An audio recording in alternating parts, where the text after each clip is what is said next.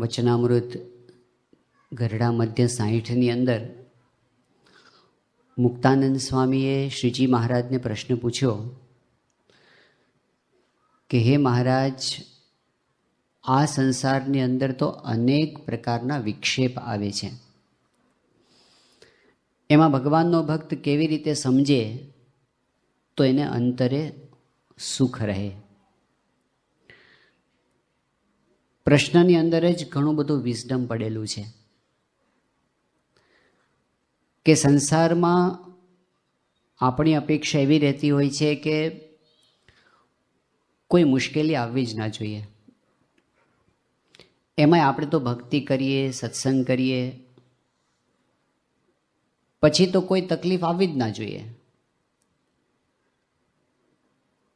મહારાજ કહે છે કે ના, આ સંસારનો ક્રમ છે.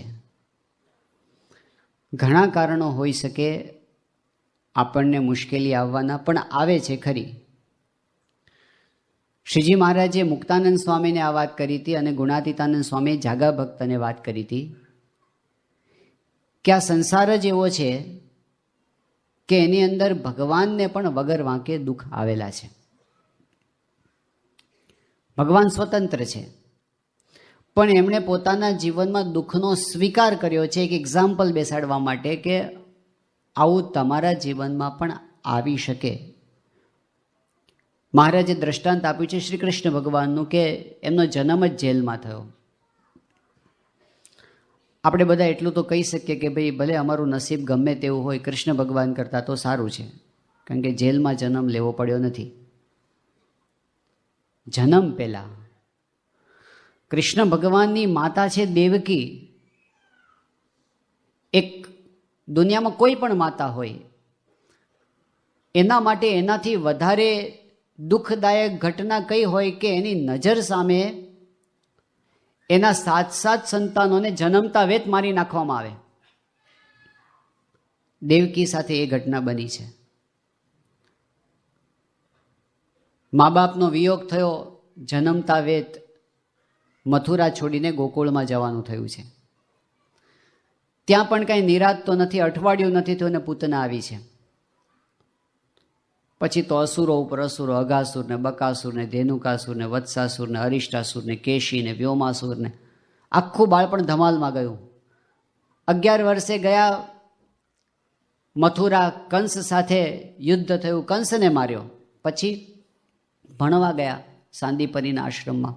ભણવું એ પણ તપ છે. એમાં જ ઘણા કંટાળીને આત્મહત્યા કરી લે છે. ભણ્યા, ભણીને પાછા આવ્યા તો ગુણાતીતાનંદ સ્વામી વાત કરી કે શ્રી કૃષ્ણ ભગવાનના જીવનની એક ટ્રેજેડી એવી છે કે એમને ક્યારેય એકેય લગ્ન સીધે સીધા થયા નથી. જેટલા લગ્ન થયા ને બધા યુદ્ધ કરીને જ કર્યા છે એમણે. તે પરણ્યા તો પાછી કેટલી કન્યાઓને પરણ્યા? 16,108. હવે તો ભગવાનનો અવતાર હતા, પણ તમે વ્યવહારિક રીતે વિચાર કરો કે એક ઘરની અંદર 16,108 પત્નીઓ ભેગી થાય તો નહીં હોય એની માથાકૂટો? એક એક રાણી થકી 10 દીકરાને એક દીકરી થઈ. હવે કેલ્ક્યુલેટર લેવું પડશે. એ બધા છોકરાને મોટા કર્યા, રડતા હોય ત્યારે છાના રાખ્યા, હાજે માંદે એને સંભાળ્યા, ભણાવ્યા, નોકરી ધંધે લગાડ્યા, પરણાવવા, ઝઘડે તો છૂટા પાડવા, કોકની હારે બાજી આવે તો એની હારે પણ સમાધાન કરવું. આ બધામાંથી ભગવાન કૃષ્ણ પસાર થયા. એમાં પછી પાંડવને કૌરવની લડાઈ આવી. સમજાવવા ગયા દુર્યોધનને, દુર્યોધન ન માન્યો. વડીલોને પ્રશ્ન હોય છે, મારું માનતા નથી. હવે દુનિયામાં કૃષ્ણ ભગવાનનું માન્યા નથી લોકો, તો ન માન્યો દુર્યોધન. યુદ્ધ થયું, સંહાર થયો 18 અક્ષૌહિણી સેનાનો. પાછા આવ્યા ત્યાં યાદવો છાકતા થયા. પિકનિક કરવા ગયા હતા ને એમાંથી દારૂ પીધો. તો પેલા વાદ વિવાદે ચડ્યા, પછી ગાળાગાળી થઈ, પછી બથમ બથ્યા, અને પછી તલવારો ઉઠાડ્યું. અને પછી તમે એનું વર્ણન સાંભળો. શ્રીમદ ભાગવતમાં પણ છે ને મહાભારતની અંદર પણ છે કે બાપ દીકરો એકબીજાને મારે. ભાઈ ભાઈ એકબીજાને મારે, કાકો ભત્રીજો એકબીજાના ખૂન કરે. કૃષ્ણ અને બલરામ વચ્ચે પડ્યા તો એને ફેંકી દીધા, અને કૃષ્ણની નજર સામે આખું યાદવ કુળ ત્યાં ને ત્યાં જ અંદર અંદર કપાઈને મરી ગયા. અને કૃષ્ણ ભગવાને દેહ છેલ્લે છોડી દીધો. આ સંસાર છે. સંસાર હોય એટલે એમાં આપણે ન ધારેલી હોય એવી મુશ્કેલીઓ આવે ને આવે જ. એ આવે એમાં નવાઈ નથી, ન આવે એમાં નવાઈ છે. એ બતાવ્યું એમણે. રામચંદ્રજીએ કાંઈ વાંક વગર 14 વર્ષ વનમાં ભટકવું પડ્યું કે નહીં? સીતાજીના જીવનમાં કેટલા દુઃખ આવ્યા. ભગવાનના અવતારો છે, એમણે પણ કષ્ટોનો સ્વીકાર કર્યો. અને આપણે ત્યાં તો મહારાજ જુઓ, સ્વામી જુઓ, આખી ગુણાતીત ગુરુ પરંપરા જુઓ, એમણે જેટલા કષ્ટો સહન કર્યા છે, વાંક વિનાના અપમાનો સહન કર્યા છે, એના 100મા ભાગના પણ આપણા જીવનમાં આવતા નથી. એવું એમણે વેઠીને બતાવ્યું આપણને. એક એક્ઝામ્પલ આપ્યું. એની વચ્ચે પણ એમના અંતરની શાંતિ છીનવાઈ નથી. એટલે આપણે જ્યારે ભક્ત થયા, આજે આપણે વચનામૃત પાસે આપણા પ્રશ્નોનો ઉકેલ લેવા જઈએ છીએ, તો પહેલાં એટલું તો સ્વીકાર કરવો પડશે કે આપણી રીતે સમાધાન મેળવવા માટેનો આગ્રહ બાજુમાં મૂકી વચનામૃતની રીતે મારે સમાધાન મેળવવું છે. ભગવાન સ્વામિનારાયણ મને શું કરવા માગે છે, કરાવવા માગે છે, તો તરત સમાધાન મળશે. પણ ઘણી વખત આપણો દુરાગ્રહ હોય છે કે નહીં, મારે સમજણ નહીં, મારે દીકરો જ જોઈએ, મારે સમજણ નથી નહોતી, મારે પૈસા જ જોઈએ. ભગવાન પૈસાએ આપે ને દીકરોય આપે, પણ જો સમજણ નહીં હોય ને તો પછી પણ શાંતિ થવાની નથી. એટલે ફંડામેન્ટલ ઉપાય આપણા માટે આ છે, સત્સંગ કરી અને સમજણની દ્રઢતા આપણા અંતરમાં થાય. કઈ સમજણો છે વચનામૃતમાં? એ સમજણો શ્રીજી મહારાજે બતાવી આ મધ્યના 60માં. જ્યાં સુધી એ સમજણ પર ન આવીએ ત્યાં સુધી આપણને, હમણાં મહારાજે વચનામૃતમાં જે કીધું એનું કોટેશન જોયું સારંગપુરના 18 પ્રમાણે, કે મૂર્ખ માણસ હોય એ શું કરે?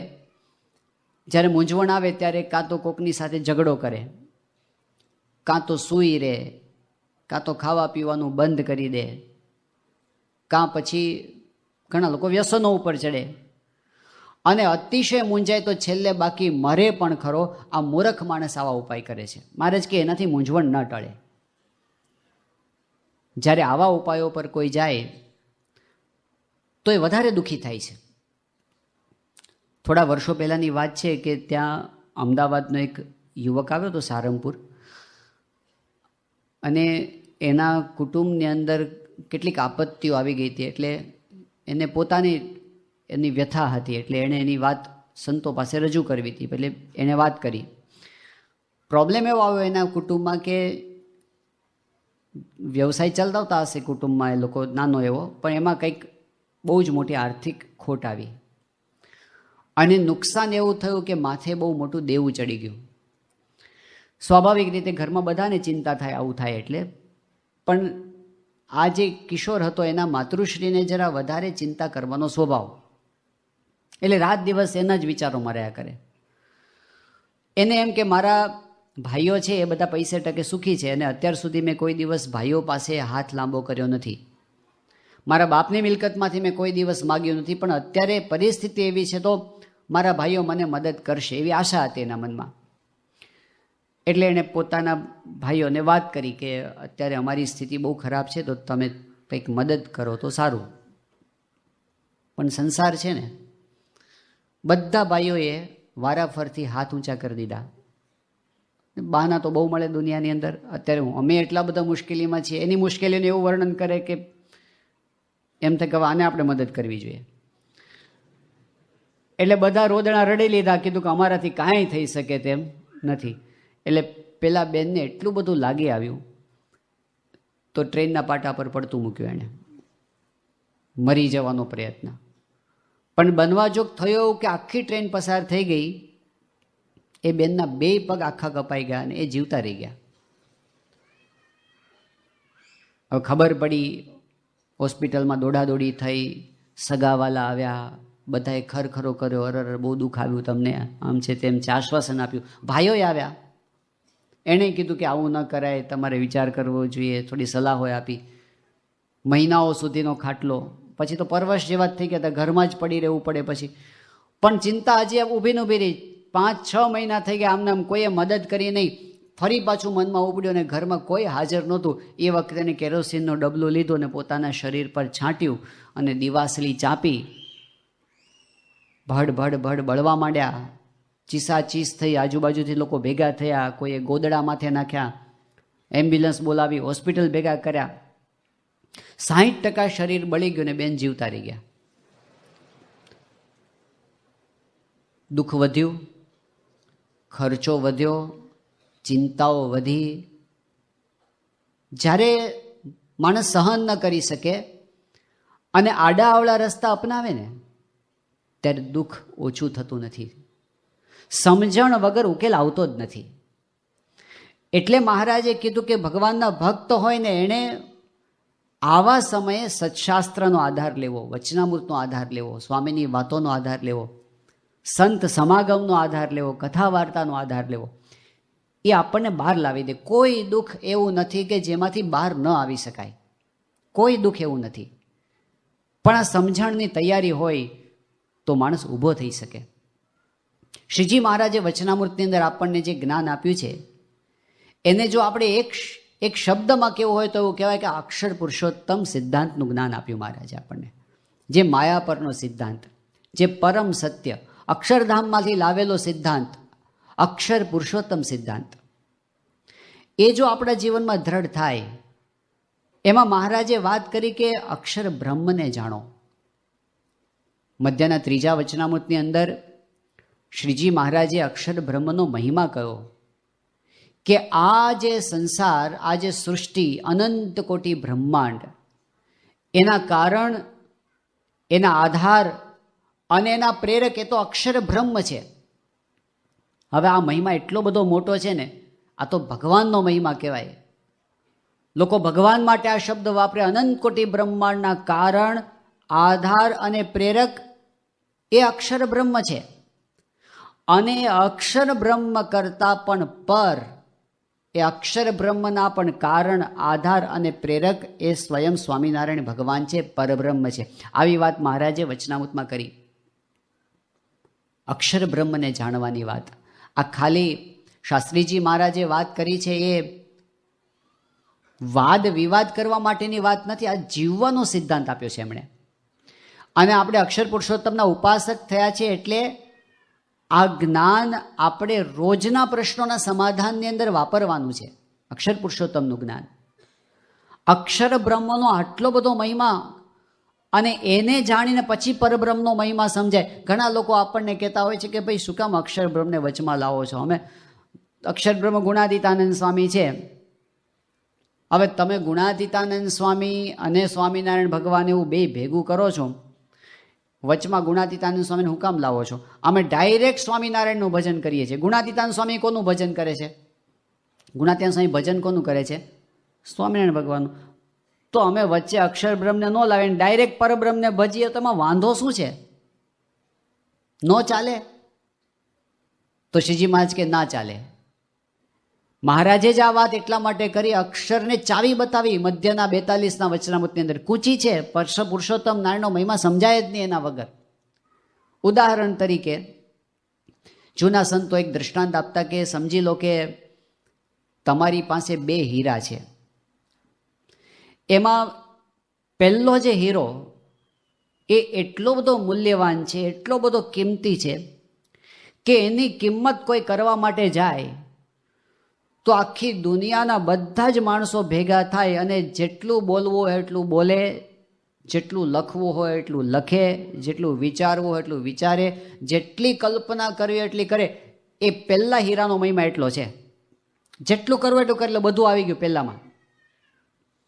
તો કે બીજા હીરાની કિંમત કેટલી? બીજા હીરાની કિંમત પહેલા હીરા કરતાં અનંત ગણી વધારે. આવા 2 હીરા છે. સમજો, પહેલો હીરો એટલે અક્ષર બ્રહ્મ ગુણાતીતાનંદ સ્વામી, અને બીજો હીરો એટલે પરબ્રહ્મ સ્વામિનારાયણ ભગવાન. હવે કોઈ એમ કહે છે કે ભાઈ મારે છે ને પહેલા હીરાને તમે વચમાં લાવશો જ નહીં, મારે બીજા હીરાનું જ કામ છે, હું બીજાની જ કિંમત કરું, તો બીજાની કિંમત કેટલી કરે કહો? એ ગમે એટલી કરશે ને બીજા હીરાની કિંમત તો કેટલી થશે? એ તો પહેલાંની જ છે, એટલે એક સ્ટેપ નીચે લાવી દેશે એની કિંમતને.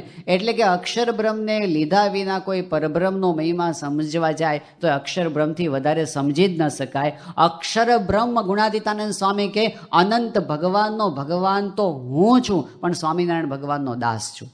આ અક્ષર પુરુષોત્તમનું જ્ઞાન છે. આ કક્ષા સુધી જ્યારે આપણે મહિમા સમજતા થઈએ ને, તો પહેલાં વાત કરીએ અક્ષર બ્રહ્મને સમજવા. પછી મહારાજ કહે છે ખાલી એટલું નહીં, અક્ષર બ્રહ્મની સમજણ એટલે શું?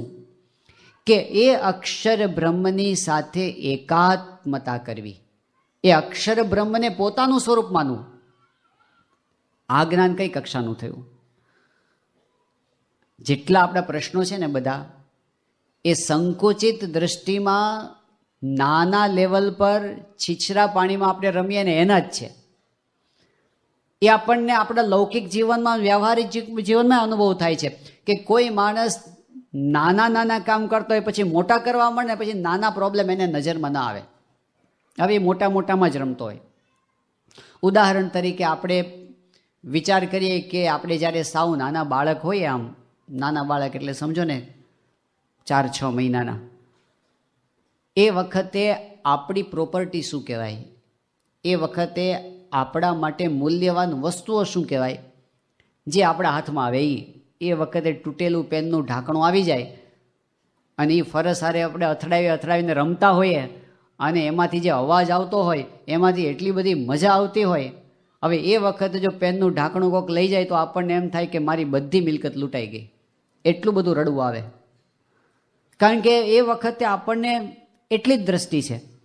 પણ ધારો કે આપણે મોટા થયા અને હવે એમાંથી એવા બધી વસ્તુઓ, પછી થોડો છોકરો મોટો થાય એટલે કે ચાવીવાળી રમકડા જોઈએ, પછી એને પેલા આવા બધા ના ચાલે. આમ મોટર ગાડ ચાલતી હોય, પેલી સ્કૂટર ચાલતું હોય ને એવા બધા ડીંગલા હાથથી રમતા હોય ને એવા થોડાક સાધનો બદલાણા. અને ખબર નહીં, અહીંયા તો પણ બધા દેશની અંદર ને બધા કાઠિયાવાડમાં ને બધા રમતા હોય બાળકો, તો એની મિલકતો કેવી હોય, પેલી માચીસની છાપો ભેગી કરે. જેની પાસે ઝાઝી માચીસની છાપો ભેગી થઈ હોય ને એ પાછો ધનવાન કહેવાય. એમાં પછી એ વખતે પેલી તૂટેલી બંગડીઓના ટુકડા ભેગા કરે છોકરા છોકરીઓ. કદાચ ઘણી વખત પેલું શું રકાબીઓ તૂટી ગઈ હોય એના ટુકડા હોય ને એ મિલકત કહેવાય. એમ ખિસ્સામાં એટલી બધી ભરે કાણા પાડીને બહાર નીકળે તો એની મિલકત કહેવાય. ઝાઝી લખોટીઓ છે મારી પાસે, મિલકત કહેવાય. ઝાઝી ચણોઠીઓ છે મારી પાસે, એની મિલકત કહેવાય. અને એમાંથી જો કોઈ હારી ગયો તો કેટલું બધું દુઃખ થાય. ભમરડા રમે, પેલા ખૂતામણીદાર રમે, અને ભમરડાની અંદર પાછો જો એને દાવમાં એ હારી ગયો હોય અને પછી ઓલા ભેગા થાય અને પછી એને બરાબર પેલું ગોબા મારે ને બધા ભેગા થઈને, એ ગોબા મારે તો એને એટલું બધું દુઃખ થાય કે જાણે મને ગોબા મારે છે. એટલું બધું આપણને એ વસ્તુનું મહત્વ, મારા ભમરડાને ગોબો પડ્યો એવું લાગે. અને પતંગ કપાઈ જાય તો કેટલું બધું મારું કપાઈ ગયું એવું લાગે. પણ એક પીરિયડ હોય છે જે વખતે આપણી દ્રષ્ટિ એટલી હોય છે, પણ જરા મોટો થાય, વિશાળ દ્રષ્ટિ થાય, પછી ભણતો થાય, પછી આવી બધી વસ્તુમાં નહીં, પછી કે મને બાઇક લાવી આપો, અને બાઇકની અંદર પેલું ભડભડિયું લાવી આપો, આમ જેનો અવાજ આવવો જોઈએ. પછી કે એમ નહીં, હવે પૈસાદાર થયો, કમાતો થયો, એટલે કે હવે 4 પૈડાવાળી ગાડી, અને 4 પૈડાવાળીમાં પણ બધા લેવલ હોય. હવે 4 બંગડીવાળી, વધારે કમાતો થાય. હવે પછી નાની વસ્તુ હોય કે પેલી કઈ મારુતિ ફ્રન્ટી બ્રન્ટી, હવે એમાં એની નજર જ ન જાય, વિશાળ દ્રષ્ટિ થઈ ગઈ. જેમ જેમ એ માણસ પોતે આગળ વધે તેમ તેમ દ્રષ્ટિ મોટી થાય અને નાના પ્રોબ્લેમ નજરમાં ના આવે. પણ બહુ મોટો થાય દુનિયામાં તો કેટલો મોટો થાય. ધારો કે દુનિયાનો પ્રાઇમ મિનિસ્ટર તો કોઈ છે જ નહીં આખી દુનિયાનો, પણ અમેરિકાના પ્રેસિડેન્ટ સુધી પહોંચી ગયો હોય અને આખી દુનિયામાં સૌથી વધારે ધનવાન બની ગયો હોય, તો આ દુનિયામાં જેટલી વસ્તુ છે ત્યાં સુધીની દ્રષ્ટિ પહોંચી.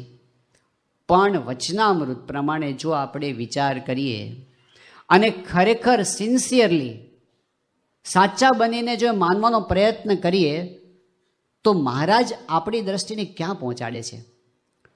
લોયાનું 12મું વચનામૃત છે, લોયાનું 12મું, એમાં નિર્વિકલ્પ નિશ્ચયની વાત કરી, ઉત્તમ નિર્વિકલ્પ નિશ્ચયની.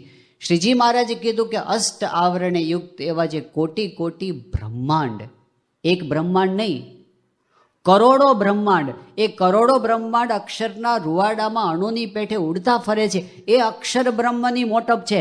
અને પછી શું કીધું? તે રૂપે પોતે રહ્યો થકો. એ અક્ષર બ્રહ્મને તો આપણે પોતાનું સ્વરૂપ માનવાની વાત આવી. આપણે દેહભાવમાંથી બહાર નથી નીકળતા. અને મહારાજ કહે છે એ અક્ષર બ્રહ્મને પોતાનું સ્વરૂપ માનો, એને રોજ માનો. અક્ષરમ અહમ પુરુષોત્તમ દાસોસ્મી, આપણને મહંત સ્વામી મહારાજ દરડાવે છે વચનામૃતનો આ સિદ્ધાંત. તો ખાલી 2 વાર બોલવાની વાત નથી, વિચારવાની વાત છે કે એક વખત આપણે દેહથી છૂટા પડીએ, આત્મા પોતાને માનીએ અને આત્માને અક્ષર બ્રહ્મ સાથે એકતાનો વિચાર કરીએ, ત્યારે દુનિયાની કોઈ વસ્તુ આપણને દુઃખી કરી શકે એમ નથી. માન અને અપમાનમાં ગુણાતીતાન સ્વામી કે આપણે અક્ષર માનવું પોતાને, તો પછી આપણે માન અપમાનમાં પોતાને અક્ષર માનીએ તો કોની પાસે માન અને અપમાન માનવું? પ્રશ્ન માત્ર શરીરના જ છે ને. દેહના સુખને આપણે પોતાનું સુખ માનીએ, દેહના દુઃખને પોતાનું દુઃખ માનીએ. આપણે બાપાના જીવનમાં મૂર્તિમાન જોયું. દેહ આમ હતો ખરો, એ તો પોતે દિવ્ય શરીર હતું એમનું તો, પણ છતાંય એમના શરીરમાં જે કષ્ટો આવતા હતા એકદમ સાક્ષી ભાવે સ્વામી જોતા હતા, જાણે છે જ નહીં એમને એ વસ્તુ. બાયપાસ સર્જરી જ્યારે બાપાની કરાવી ત્યારે ડૉક્ટર નિલેશ પટેલને પણ એ અનુભવ થયો. અને જ્યારે બાપાને 2012ની સાલની અંદર પેસમેકર મુકાયું ત્યારે ડૉક્ટર તેજસ પટેલને અનુભવ થયો કે સ્વામી બાપાને 92 વર્ષની ઉંમરે એનેસ્થેસિયા આપી શકાય એમ નહોતો, વગર એનેસ્થેસિયાએ સર્જરી કરી છાતીમાં કાપો મૂક્યો. આ કેટલું પેઇન થાય, પણ સ્વામી શ્રીના મુખમાંથી ઊંકારોય ના નીકળ્યો. એ વખતે તેજસ, એ તો પોતે બહુ બુદ્ધિશાળી વ્યક્તિ છે, વિશ્વ પ્રસિદ્ધ પોતે હાર્ટ કાર્ડિયોલોજિસ્ટ છે, પરંતુ એમણે એ વખતે વાત કરી કે ગીતામાં મેં ઘણી વખતે એ વાત સાંભળી હતી કે દેહને આત્મા નોખા છે, પણ એ વાત મને સમજાતી નહોતી કે દેહના દુઃખથી આત્મા જુદો રહી કેવી રીતે શકે, એ મને સમજાતું નહોતું. પણ પ્રમુખ સ્વામી મહારાજને મૂર્તિમાન જોયું કે પોતાને આત્મારૂપ માનતા હતા એવું નહીં, વર્તતા હતા. મૂર્તિમાન દ્રષ્ટાંત આપણી સમક્ષ આપણા ગુરુહરિનું છે. દેહના દુઃખથી જુદા જ પડી ગયા. સામાન્ય રીતે આપણે દેહના રૂપ અને કુરૂપની અંદર આપણે ફસાયેલા રહીએ છીએ. એમાં કેટલાકને ઇન્ફિરિયરિટી કોમ્પ્લેક્સ હોય, કેટલાકને સુપિરિયરિટી કોમ્પ્લેક્સ હોય.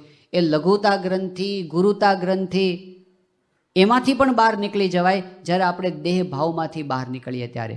એટલે આ એક અભ્યાસ મહારાજે આપ્યો કે જ્યારે આપણને દુઃખ થાય, વિક્ષેપ થાય, ત્યારે એવો પણ વિચાર કરવો કે હું શરીર છું જ નહીં.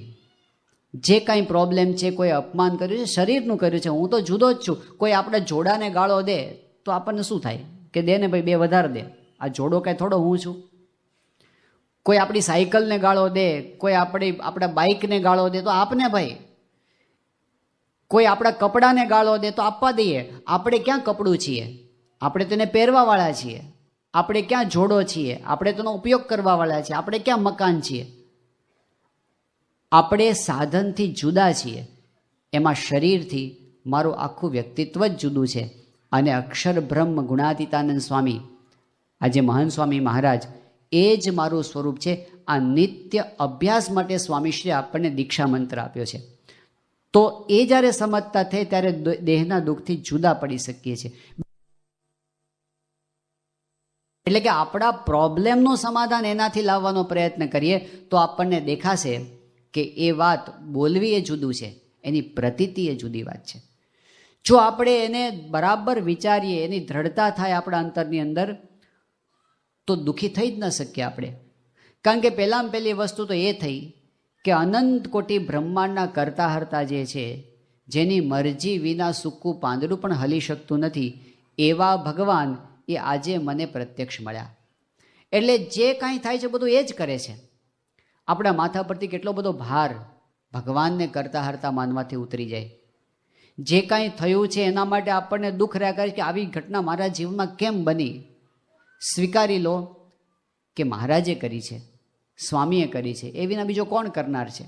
અને જો એમણે કરી છે તો મારા સારા માટે જ કરી છે. એમની છત્રછાયા, એમનો આશરો દ્રઢ થઈ જાય અને આપણે દુઃખમાંથી મુક્ત થઈ જઈએ. બીજી વસ્તુ છે, એમણે આપણને કલ્યાણનો કોલ આપ્યો. એમણે આપણે મોક્ષ માટે આપણને વચન આપી દીધું કે જાઓ, હું તમને અક્ષરધામમાં લઈ જઈશ. પ્રમુખ સ્વામી મહારાજે છેલ્લા 3-4 વર્ષમાં 20 વખત જાહેરની અંદર સારંગપુરમાં વચન આપેલું કે તમને અક્ષરધામમાં લઈ જાશું. હવે આ કોણ બોલે છે? પ્રમુખ સ્વામી મહારાજ છે ને, એવું નહોતું કે જાણે પેલા રાજકારણમાં કેટલાક લોકો ચૂંટણી આવે ને વચનો આપે, એવું નહોતું. બાપા જે બોલ્યા છે ને એ પ્રમાણે એમણે કર્યું છે. ઘણી વખત એવું થયું છે એમણે કહ્યું એના કરતાં કર્યું વધારે હોય, પણ એમણે વચન આપ્યું હોય અને એ પ્રમાણે ન થયું હોય એવું ક્યારેય એમણે થવા દીધું નથી. સ્વામીશ્રીએ એક કે એક કોલ પોતાના પૂરા કર્યા છે. તો એ પુરુષે આપણને કેટલી વખત વચન આપ્યું. મહંત સ્વામી મહારાજ એમણે તો દિલ્હી અક્ષરધામના પગથિયા ચડતા હતા સંતોનો હાથ પકડીને, અને વાત નીકળી સ્વામીની એમ પકડ સારી હતી, એટલે કે સ્વામી શરીર મજબૂત છે પકડ, તો સ્વામી કે હજી તો તમને ખેંચીને ઉપર ચડાવી દો એટલી તાકાત છે. તો બધા સંતો રાજી થયા, પણ સ્વામી પછી ઊભા રહી ગયા. એ વખતે એક સંતે કીધું કે સ્વામી તમે છે ને આ અક્ષરધામમાં તો ચડાવી દેશો, પણ ઓલું અક્ષરધામ છે ને એમાં આવી જ રીતે હાથ પકડીને લઈ જજો. ત્યારે સ્વામી ઊભા રહી ગયા અને પછી બોલા સ્વામી કે ના, તમને બધાને હાથ પકડીને નહીં, તમને તો ખભે બેસાડીને અક્ષરધામમાં લઈ જાશું. તો એ અમથું નથી બોલતા. આ અક્ષરધામમાં જવાની વાત એ કંઈ સાધારણ વાત છે? સુખ સુખ જ્યાં સુખના દરિયા, તેજ તેજ જ્યાં તેજ અંબાર, જ્યાં દુઃખ છે જ નહીં ત્યાં આગળ આપણને લઈ જવાની એમણે આપણને ગેરંટી આપી, છેલ્લા જન્મની ગેરંટી આપી. પ્રાપ્તિની વિશે મહારાજ એવું કીધું કે જે જીવ ભાવે કરીને મારું દર્શન કરશે, મારી વાત સાંભળશે, એનું કલ્યાણ થશે એવો નિશ્ચય રાખો. તો મારા કલ્યાણમાં શો સંદેહ છે એવી દ્રઢતા રાખવાની વાત મહારાજે વડતાલ 12 ને પ્રથમ 72માં કરી. આ પ્રાપ્તિનો વિચાર વચનામૃત આપણને શીખવે છે, એનાથી કૃતાર્થપણું માનવું. વચનામૃતમાં વારંવાર મહારાજે આ વાત કરી કે કોઈ પણ સંજોગોની અંદર દુઃખ અંતરમાં આવવા દેવું નહીં. આ મધ્યના 60મા વચનામૃતમાં સંસાર વ્યવહારના દુઃખની વાત કરી, જેમાં આર્થિક દુઃખ હોય, શારીરિક દુઃખ હોય, કૌટુંબિક દુઃખ હોય. મહારાજ કે દરેકની અંદર તમારે એવો વિચાર કરવો, પ્રાપ્તિનો વિચાર કરવો, ભગવાનના કરતાપણાનો વિચાર કરવો, જગતના નાશવંતપણાનો વિચાર કરવો, પણ કોઈ રીતે વિક્ષેપ અંતરમાં આવવા દેવો નહીં. તો બીજી વાત મહારાજ એવી કરી, આપણે બધા ભક્ત છીએ, આપણે ઘણા બધા કાર્યકર્તાઓ છીએ કે અમે સંતો છીએ, તો આપણે કહે ચલો ભાઈ સંસાર વ્યવહારના દુઃખની અંદર તો બરાબર છે, પણ કેટલીક વખત એવું થાય કે સંસ્થાની અંદર કંઈક પ્રોબ્લેમ થાય, સંસ્થાનો પણ વ્યવહાર છે, એમાં પણ સફળતા કે નિષ્ફળતા મળે, એમાં પણ હાનિ કે વૃદ્ધિ થાય. તો એવા સમયે મુક્તાનંદ સ્વામીએ મહારાજને પ્રશ્ન પૂછ્યો, મહારાજ સત્સંગનું કંઈક ઓછું થાય ત્યારે તો અંતરમાં દુઃખ થાય છે. મહારાજે કીધું કે સત્સંગ વધતો હોય તો રાજી થવું, એવા પ્રયત્નો પણ કરવા, પણ ભગવાનની ઈચ્છાથી કોઈ વખત સત્સંગ ન વધે પછી તો મહારાજે બહુ ભારે શબ્દો વાપર્યા કે ભગવાનની ઈચ્છાથી આખું જગત સત્સંગી મટી જાઓ તો પણ કોઈ રીતે અંતરમાં દુઃખ આવવા દેવું નહીં, ભગવાનની ઈચ્છા. હવે આ તો કેટલું મોટું લેસન મહારાજ આપી દીધું. હકીકતમાં આવું ક્યારેય થવાનું નથી, આવું ક્યારેય થવાનું નથી. આખું જગત સત્સંગી મટી એવું ક્યાં થવાનું છે? પણ મહારાજે ત્યાં સુધી આપણને કહી દીધું કે અહીં સુધી હું તમને કહી દઉં છું કે અંતરમાં ગ્લાનિ ના આવવા દેશો. સમજણ એટલે જ્ઞાન છે, આ કંઈ પોઝિટિવ થિંકિંગ નથી. ભગવાન છે એટલે છે, દુનિયા ન માને તો ભગવાન મટી નથી જવાના, સત્પુરુષ મટી નથી જવાના. એ તો છે કે નહીં, બસ એ છે એનો તો આપણને આનંદ છે. ભગવાનને સંત મળે એનો જ આનંદ છે.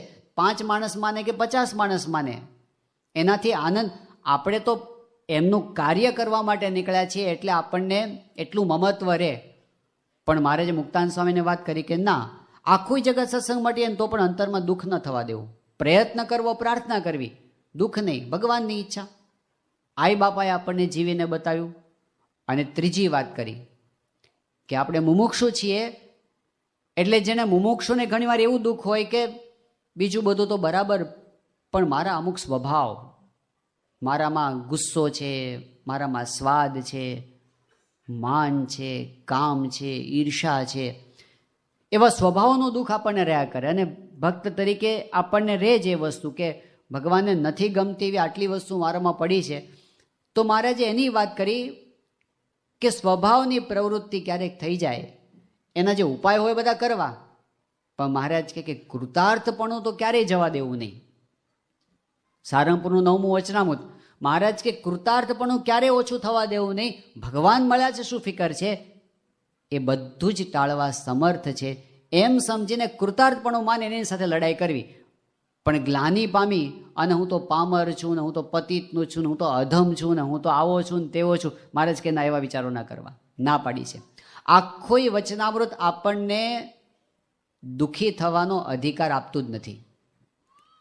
જો આપણે વચનામૃતને વરેલા છીએ તો આપણને રડવાનો અધિકાર નથી.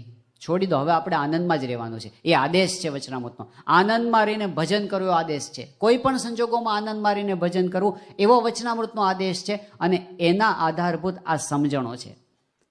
આત્માનું જ્ઞાન, પરમાત્માનું જ્ઞાન, અને સાથે સાથે મહારાજે એની ક્લેરિટી માટે સાથે આપણને કીધું સાંખ્ય વિચાર કરવો.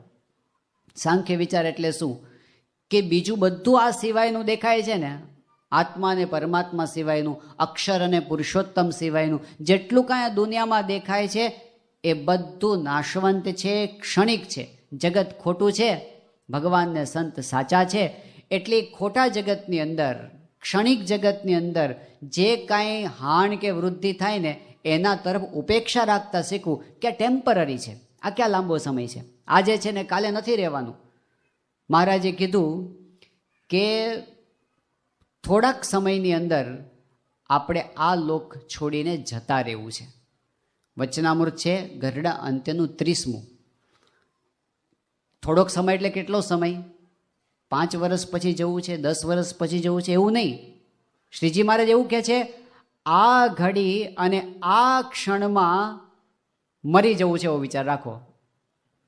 હવે આ તો અશુભ વિચાર કહેવાય, આવું કરાય? મહારાજ કે તૈયારી રાખવી.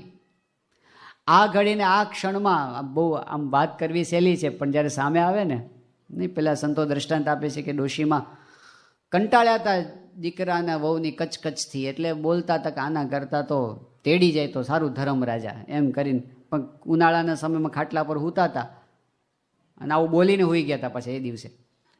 અને ઓલું કોકનો પાડો છૂટો પડ્યો હશે ને, પાડો આવ્યો અને ખાટલાની ઈસે માથું ઘસવા માંડ્યો, એટલે ડોશીમાની આંખ ખુલી ગઈ અને એમાં પાડો જોયો. અને ક્યાંક કથામાં એવું સાંભળ્યું હતું કે યમરાજા આવે ને તો પાડા ઉપર આવે છે. તો એવા ગભરાણા ડોશીમાં એ કે મહારાજ, આ હું તો હાજી છું, માંદાનો ખાટલો જ ઘરમાં છે. હવે દીકરાનો દીકરો માંદો પડ્યો તો એ ચીંધી દીધો એને. સામે આવે ને, પણ આપણે તો જીવતા લાખના મુવા 1.25 લાખના છીએ. તો મહારાજે એવું કીધું કે આપણે એવી તૈયારી રાખવી, આ ઘડીને આ ક્ષણમાં મરવું છે. એટલે સંસારનું જેટલું કાંઈ છે ને બધું પૂછલેલ ઢોરની જેમ જ, જેટલું વ્યવહાર આજ્ઞાથી આપણે કરીએ છીએ એ ભગવાનની આજ્ઞા છે, વ્યવહારની જવાબદારી છે, એ પણ આપણે નિભાવવાની. પણ આ ક્યાં આપણી સાથે કાયમ માટે રહેવાનું છે એ વિચાર, એ સાંખ્ય, એ આપણને પાછા વાળી દે છે. દાખલા તરીકે આપણને એવી ખબર પડી જાય આજે રવિવાર છે, અને ધારો કે હમણાં જ આપણને તાત્કાલિક કે ફોન છે તમારો, અને આપણને કાર્યકર તાત્કાલિક ઉઠાડીને બહાર લઈ જાય અને કે કોનો ફોન છે? કે મહંત સ્વામી મહારાજનો ફોન છે. આપણે ઉપાડીએ કે જય સ્વામી સ્વામી, બોલો બોલો, શું તાત્કાલિક કામ? સ્વામી કે તાત્કાલિક કામ બીજું તો કાંઈ નહોતું, પણ આવતા રવિવારે બપોરે 12 વાગે તમારે ધામમાં જવાનું છે. એટલે પેલું ધામ, હો, અક્ષરધામ. એટલે આપણે કે હા સ્વામી, હા સ્વામી, હા સ્વામી, વાત ફોન પૂરો થઈ ગયો. પછી બોલો શું થાય? કે હવે તો એક જ અઠવાડિયું છે. હવે બધા પ્લાનિંગ કેવા ચાલે? વાઇન્ડઅપના પ્લાનિંગ ચાલે. અને પછી ધારો કે આપણે બપોરે ઘરે જમવા બેઠા કે રાત્રે જમવા બેઠા અને પછી એની અંદર મીઠું વધારે પડી ગયું રસોઈમાં હોય, અને પછી આપણને કાયમ સ્વભાવ પ્રમાણે ગુસ્સો આવી જાય, અને પછી થાય કે જે કંઈ બોલવાનું મન થઈ જાય. પણ બીજી ક્ષણે શું વિચાર આવે કે જવા દો ને, 1 અઠવાડિયું છે, હું માથાકૂટ કરવી. ક્યું અપને શિર લેત બુરાઈ રહેના હે દિન, ધોય. જ્યારે સામે આપણને ડેડ એન્ડ દેખાય છે ને કે હવે તો આટલું જ છે ને, આટલામાં શું માથાકૂટ કરવી, એટલે આપણને વૃત્તિ પાછી વળે છે. મહારાજ રોજ પ્રલય કરવાની વાત કરે છે અને આત્યંતિક પ્રલય સુધી રોજ લઈ જવાની વાત કરે છે. બધું જ એકવાર નાશવંત કરી દેવું. જ્ઞાન પ્રલય કીધો પ્રથમના 24ના વચનામૃતની અંદર કે બધા જ પ્રલય કરી દેવા કે અક્ષરધામ સિવાય ને ભગવાનની મૂર્તિ સિવાય બીજું કાંઈ છે જ નહીં, એવું સમજીને એકવાર જ્ઞાન પ્રલય કરીને બેસી જવું. આ સાંખ્ય વિચાર છે.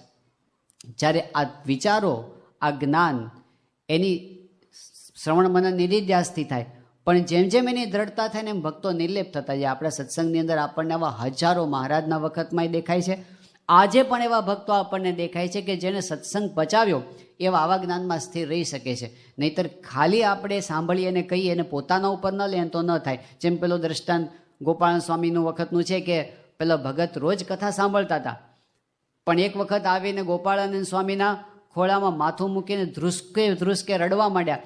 ત્યારે ગોપાલ સ્વામી કહે કે ભગત શું દુઃખ આવ્યું? એ કહે કે સ્વામી મારી બકરી મરી ગઈ.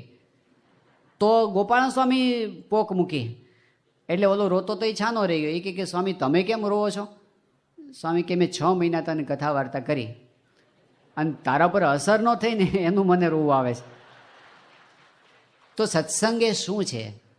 સત્સંગ એવી સ્થિતિ કે જેમાં આ સમજણોથી આપણે મુશ્કેલીમાં સ્થિર રહી શકીએ. બાકી નાની નાની વસ્તુમાં નાસીપાસ થવાની ટેવ પડીને તો હકીકત છે કે રાજા બી દુખ્યા ને રંક બી દુખ્યા.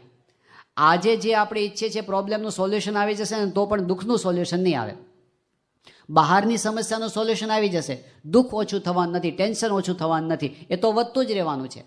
સફળતા અને નિષ્ફળતાની વ્યાખ્યાઓ જ આવી છે કે કોક માણસને 1 કરોડ રૂપિયા મળે ને તોય નિષ્ફળતા લાગે કે મારે તો 10 કરોડ કમાવાના હતા, હવે એ નિષ્ફળતામાં હોય પાછો. તો આપણી એક્સપેક્ટેશન, આપણી અપેક્ષાઓ, એના ઉપર જો આપણે સત્સંગ દ્વારા સંયમ ન રાખ્યો હોય ને તો દુઃખ વધતું જ જવાનું, એ ક્યારેય ઓછું થતું નથી. તો સત્સંગ કરીને સમજણ પરાવવાની વાત, પ્રાપ્તિના વિચારથી સમજણ પરાવવાની વાત, આપણે અક્ષરધામમાં જવાના છીએ એવી સમજણની વાત. હવે અક્ષરધામની વાત કેટલી મોટી થઈ ગઈ. આપણને ખાલી એટલું જ કહેવામાં આવે કે ભાઈ આ 2021ની સાલમાં રોબિન્સવિલમાં અક્ષરધામનું ઉદ્ઘાટન થવાનું છે અને એની અંદર સત્સંગમાંથી જે હરિભક્તોને જવું હોય અમેરિકા, એના બધા વિઝાનું કામ સંસ્થા કરી આપશે આપણને. અને જેને કદાચ મુશ્કેલી હશે તો ટિકિટની પણ વ્યવસ્થા કરી આપશે. અને પછી જેને ત્યાં રહેવું હશે તો રહેવાની પણ વ્યવસ્થા કરી આપશે. બોલો, આવું નક્કી થઈ જાય, એવું નક્કી થઈ જાય અને પછી એમ જ કે હવે જેને કરવું હોય જલ્દીથી નામ નોંધાવી દે 2 દિવસમાં, તો શું થાય બોલો? આપણને છે ને વિચારો બદલાઈ જાય આખા. ભારત દેખાય જ નહીં, પછી સપના અમેરિકાના જ આવે. દ્રષ્ટિ ત્યાં પહોંચી ગઈ અમેરિકા સુધી ને અક્ષરધામ સુધી. હવે આ અક્ષરધામમાં જવાનું આટલું બધું એક્સાઇટમેન્ટ છે, તો પહેલું જે અક્ષરધામ એમાં જવાનું એક્સાઇટમેન્ટ હોવું જોઈએ કે નહીં? કારણ કે એ તો ગેરેન્ટેડ છે. આમાં તો ખાલી આપણે કલ્પનાની વાત કરી, પણ પહેલું તો હકીકત છે કે આપણે એકવાર ત્યાં જઈને બેસવાના. પણ પ્રોબ્લેમ શું છે? આપણે કે ત્યાં જવાનું છે બરાબર, પણ ત્યાં સુધી તો પ્રોબ્લેમ ખરા ને. અહીંયા અક્ષરધામમાં જવાનું થશે જ્યારે દેહ મૂકીને જઈશું ત્યારે આપણે સવારથી સાંજ સુધી દુઃખી શેમાં થઈ જઈએ છીએ? એ કે એ અક્ષરધામનો કંઈ વાંધો નથી, એ તો તમે જવાના ત્યારે જવાના જ છીએ. પણ રોજના પ્રશ્નો આપણા, તો વાત સાચી છે, રોજના પ્રશ્નોનો વિચાર તો આપણને આવે, પણ પેલા અક્ષરધામને જ્યારે નજર સમક્ષ રાખ્યું હોય, પ્રાપ્તિને નજર સમક્ષ રાખ્યું તો એનું દુઃખ ઘણું હળવું થઈ જાય. મહાન સ્વામી મહારાજ પોતે જ એકવાર દ્રષ્ટાંત ઘણીવાર આપે છે કે ધારો કે આપણો કોઈક બિઝનેસ ચાલતો હોય અને એમાં એવી એક કાયદાકીય ગૂંચ આવી ગઈ કે આપણી ફાઇલ છે ને હલવાઈ ગઈ હોય ગવર્મેન્ટની અંદર, સેન્ટ્રલ ગવર્મેન્ટમાં, દિલ્હીમાં, અને સ્વામી એવું કહે છે કે 30 વર્ષથી હલવાઈ ગયું. આ મહાન સ્વામી મહારાજના જ શબ્દો છે. 30 વર્ષથી આપણી ફાઇલ એવી જગ્યાએ હલવાઈ ગઈ હોય કે આપણે છે ને દિલ્હીના ધક્કા ખાઈ ખાઈને આપણે થાકી ગયા, પણ આપણી ફાઇલ ક્લિયર ન થતી હોય. એને લીધે આપણા પૈસા રોકાણ બધું ઠપ થઈ ગયું હોય, આપણો ધંધો આગળ વધતો ન હોય, આપણને રાત દિવસ એની ચિંતા રહેતી હોય. પછી ધારો કે ફરીવાર આપણને તાત્કાલિક દિલ્હીમાં એપોઇન્ટમેન્ટ મળે ને આપણે નીકળવાનું થાય, ટ્રેનમાં જવાનું હોય, બીજી કોઈ ટિકિટ મળે એમ ન હોય, અને ટ્રેનમાં આપણે ચડી તો ગયા પણ રિઝર્વેશન મળ્યું ન હોય, સૂવાની જગ્યા તો ન મળે પણ બેસવાની એ ન મળે, અને સૂતા સૂતા ક્યાં ઊભા માંડ પહોંચીએ આપણે, અને ધક્કા મૂકીમાં થાક્યા પાક્યા દિલ્હી ઉતર્યા, લોથ થઈ ગયા હોય આપણે થાકીને, પણ ધારો કે આપણે નાહી ધોઈને પૂજાપાઠ કરીને પછી 11 વાગે ઓફિસે પહોંચ્યા અને 11:30 વાગે ધારો કે આપણને આપણી પેલી ફાઇલ ક્લિયર થઈ જાય, 30 વર્ષથી હલવાયેલી ફાઇલ, તો આપણને પેલું દુઃખ લાગે કે બહુ ગીર્દી હતી ટ્રેનમાં ને બહુ મુશ્કેલી પડી. એ મુશ્કેલી દેખાય જ નહીં, કારણ કે 30 વર્ષની ફાઇલ ક્લિયર થઈ ગઈ છે. તો મહંત સ્વામી મહારાજ આ દ્રષ્ટાંત આપીને કે એમ આપણી એક ફાઇલ છે ને અનંત જન્મોથી હલવાયેલી પડી હતી, એ આ જન્મે ક્લિયર થઈ ગઈ છે. અને જે પ્રશ્ન છે ને બધા કયા છે, ટ્રેનમાં જાજી ગીર્દી છે એના જ પ્રશ્નો છે, બેહવાની જગ્યા કોઈક કોણીઓ મારે છે આવું જ થાય છે ને બધું, એ ટ્રેનની ગીર્દી સમજવાની. હવે ધારો કે આનાથી ઊંધું થાય કે આપણને ટ્રેનમાં બહુ સારી જગ્યા મળી જાય, આપણે હુતા જઈએ, ફર્સ્ટ ક્લાસ હુતા જઈએ, પણ દિલ્હી ગયા અને કામ ન થયું તો હુતા આવે એનો આનંદ હોય? એટલે સમજવું, આ લોકમાં આપણે આવ્યા છીએ ને એ હુવા માટે આવ્યા જ નથી. આપણે આવ્યા છે ને આપણી ફાઇલ ક્લિયર કરવા માટે આવ્યા છે, અને મોટું કામ આપણું થઈ ગયું છે. કોકના મોટા બંગલા અને મોટી ગાડીઓ અને મોટા વાહ એનાથી બહુ દુઃખી ન થવું, સમજવું હુતા જાય છે, બરાબર ને? હા, એમાંથી જે ભક્ત થયા હશે પાછા એનું કામ થઈ ગયું હશે, પણ સ્વામી કહે છે એક બહુ જ મોટું કામ આપણું આ દેહે કરીને થઈ ગયું. એ નજર સમક્ષ હશે ને આપણને પ્રોબ્લેમ શું છે, ઉઠતા વેત આપણને કયા કામ નથી થયા એના વિચારો વધારે આવે છે. કેટલું આપણને મળી ગયું છે ને એના વિચારો નથી કરતા, શું છે એનો વિચાર નથી કરતા, શું નથી મળ્યું એના વિચાર કરીએ છીએ. મહારાજ કે ના, એવું નહીં, પ્રાપ્તિનો વિચાર કરવો, એનાથી આનંદમાં અને કેફમાં રહેવું, અને એનાથી બધા પ્રોબ્લેમનું સોલ્યુશન લાવવું. પણ જ્યારે જે ભક્તની નજર સમક્ષ આ પ્રાપ્તિનો આનંદ આવી ગયો, આપણે જોઈએ છીએ સ્વામિનારાયણ ભગવાનના વખતમાં પરમહંસો હતા કે એમને ઘણી મુશ્કેલીઓ હતી, આનંદમાં રહેતા હતા. રાજમાં રે દિન દિવાળી રે, અજવાળ્યા તમ સારું ઓરડિયા, મેં તો જાળી નંગ જડિયા. હવે વગડામાં બેસીને કીર્તન ગાતા હતા, એ વખતે અજવાળાએ નહોતા ને ઓરડાએ નહોતા ને જાળીઓય નહોતી ને નંગેય નહોતા ને દીવાય નહોતા, કાંઈ નહોતું, પણ મહારાજ હતા ને એવો આનંદનો અનુભવ એને થતો હતો, રોજ દિન દિવાળીનો અનુભવ થતો હતો. પરિસ્થિતિ બહારની ભલે વિકટ હતી પણ ભગવાન મળ્યા છે એ વાતની પ્રતીતિ દ્રઢ હતી. એટલે રોજ આ વસ્તુનો વિચાર. અને નારાયણ મુનિ સ્વામી એવું કહે છે કે આપણે છે ને જેમ કલ્પના કરવાનું કે ધારો કે તમે છે ને આમ તમે આવ્યા કામ ધંધો કરીને સાંજે ઘરે પોગ્યા હો, અને પછી કે સાંજના 6 વાગી ગયા હોય કે 7 વાગી ગયા હોય, પછી છે ને થાક્યા હોય એટલે આપણે ચા બનાવવાનો ઓર્ડર આપીએ, એટલે ઘરમાં ચા બનતી હોય. પણ હવે એ ટાઈમે તમે થોડા ફ્રી પડ્યા, શું કરવું? એટલે બાજુમાં તમે કબાટ જો, અને કબાટ તમે ખોલો તો કબાટની અંદર શું હોય, બધી કેટલીક બેંકની પાસબુકો હોય ને કેટલાક ડોક્યુમેન્ટ્સ હોય. એટલે તમે ખાલી એને જોવા માટે બહાર કાઢો, ટાઈમ પાસ કરવા માટે. આ બધી આપણી બેંક છે ને આમાં આપણા ખાતા છે, એમાં બધું લેટેસ્ટ બેલેન્સ બધું અપડેટ કરાવેલું હોય.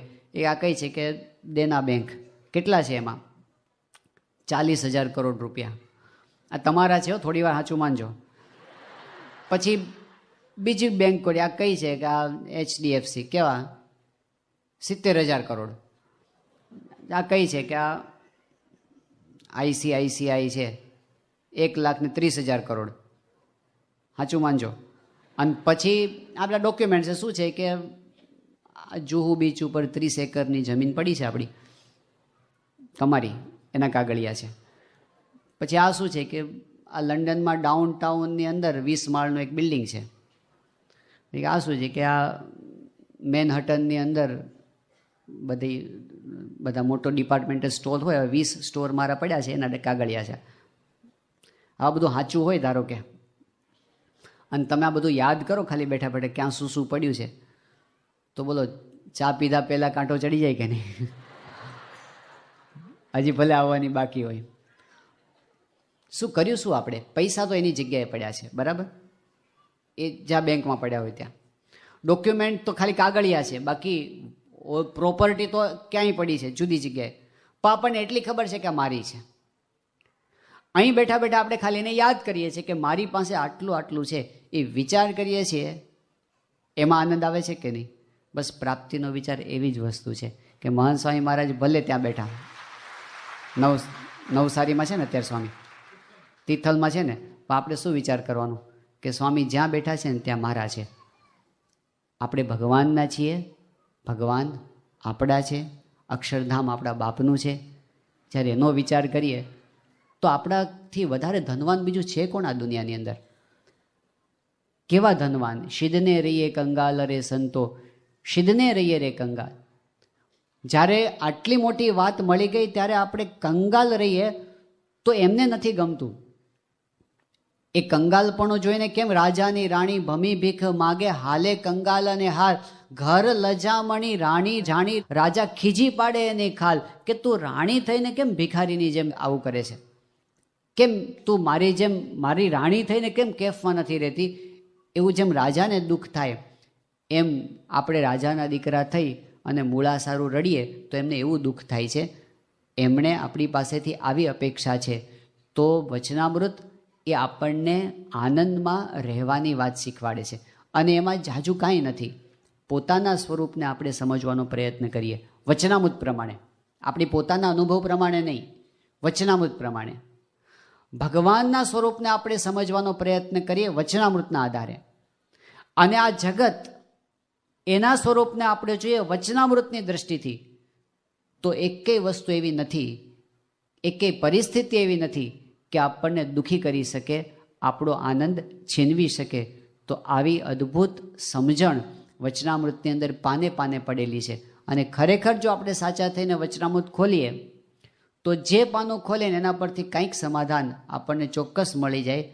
પણ એટલું ખરું કે આ જ જ્ઞાન સાચું છે, આમાં જ મારો ઉકેલ છે, એમ સમજીને જો આપણે એને હૃદયમાં ધારીશું તો આપણને અખંડ શાંતિનો અનુભવ કરાવે એવું અદ્ભુત જ્ઞાન મહારાજે આપણને આપ્યું છે. તો એ જ્ઞાન પ્રમાણે આપણે આપણું જીવન બનાવી અને સુખિયા થઈ શકીએ એ મહારાજને સ્વામી બાપાના ચરણોમાં